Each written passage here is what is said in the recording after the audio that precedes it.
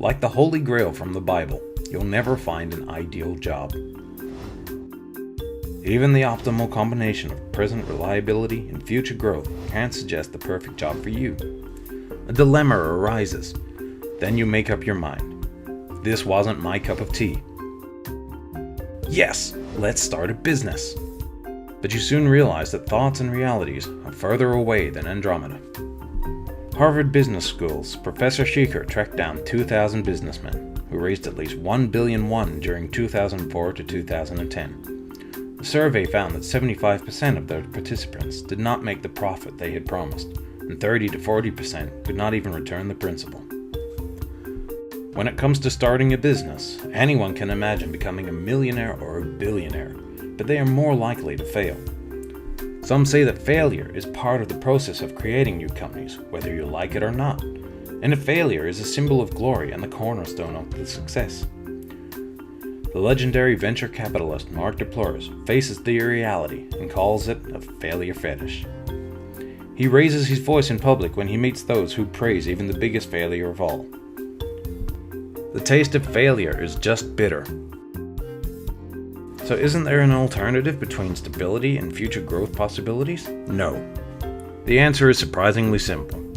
They should not become full-time businessmen. If you have a job now, don't quit. As a job holder, maintain the merits of the workplace such as know-how, networking, teamwork promotion, education, stable pay, and welfare, and start a new business. Let me give you a specific figure. 10%.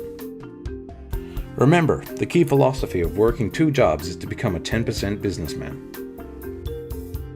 Invest 10% of your free time in a new business and opportunities.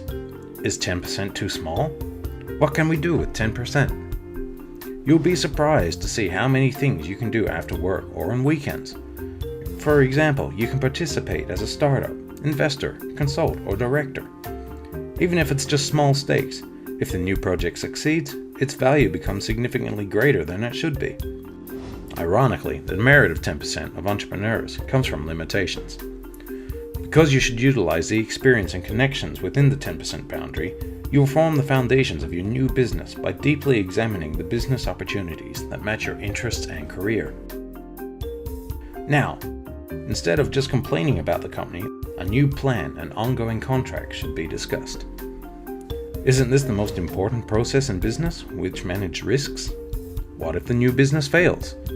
Since only 10% is lost, it's always possible to resume. So, I'm now engaged in various roles as a director, consultant, and founding member of 12 businesses while I work with 10% entrepreneur concept. Sometimes it was hard, and sometimes I failed. However, because I didn't put in everything, I was able to resume and receive 12 salaries from businesses from the United States, South America, Europe, and Asia. Work and business and the ideas of dividing them are rapidly becoming the legacy of the past. I think that jobs and businessmen can be complementary. My little know-how. 10% philosophy, 10% entrepreneur.